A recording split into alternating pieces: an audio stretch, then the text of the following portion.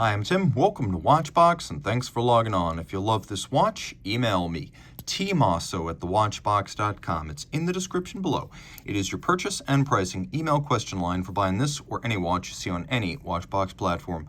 Please reach out to me directly. Email tmosso@thewatchbox.com for pricing.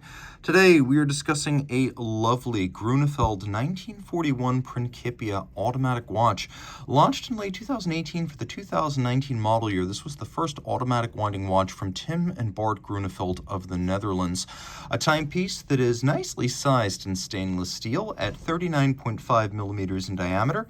It is 10.6 millimeters thick from lug tip to lug tip, 47 millimeters, and it has a nice versatile 20 millimeter spacing between the lugs, so you'll have no trouble finding accessory straps for that size. Throw it on my wrist. My wrist is 16 centimeters in circumference. It wears beautifully. The lugs being so short across the wrist at only 47 millimeters mean you could probably wear this watch on a wrist as small as 13.5 centimeters circumference, making it a viable unisex option. And as you could see, with concave bezel and thin profile, it fits easily underneath a tight sleeve or dress cuff. Strap.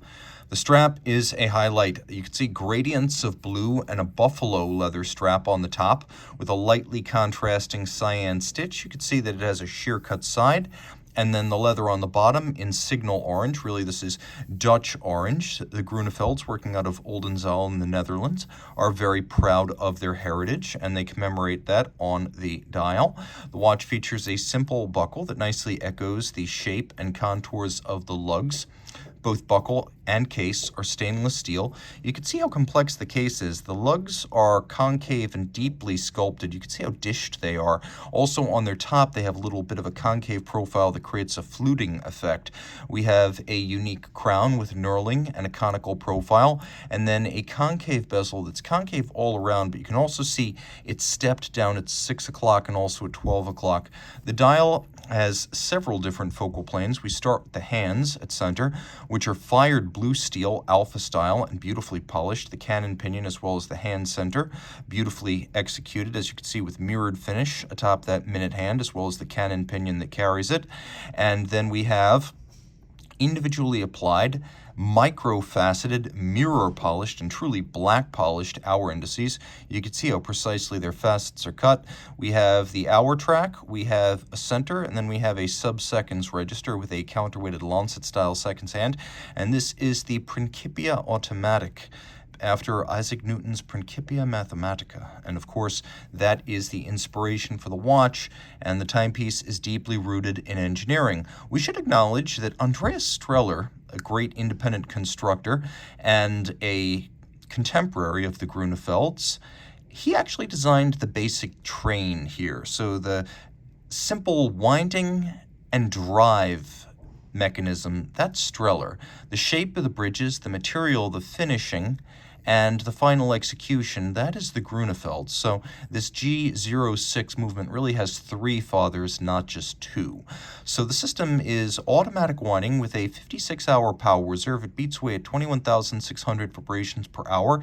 It pivots on 31 joules. You can see it is adjusted in 6 positions, which is one more than a standard chronometer. So very impressive, giving no place for inaccuracy to hide. There are a lot of chronometers that are adjusted meticulously in 5 positions, and in that 6th untested standard position, the watch just runs wildly inaccurate and irregular. With a 6 position adjustment, that is crown left, crown right, dial up, dial down, crown down, you have tested out all of the deviation and regularized the watch across all 6 standard positions. And in order to better take and hold that regulation, we have a free-sprung balance, so all of the adjustments are used by moving masses in and out on the rim to change the polar moment or turning force.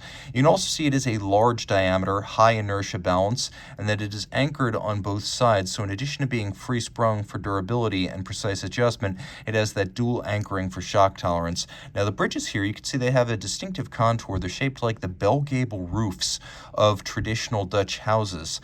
And then you can also see that they have triple finish on their edge, mirrored anglage.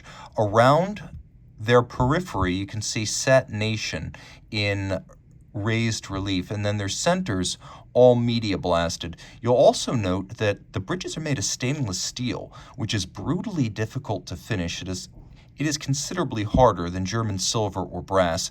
So the Grönefeld's really flaunting their Audemars Piguet Renoir Papy pedigree. That is where they worked in the past, and this standard of finish is the standard there. They may even have gone a little bit beyond APRP.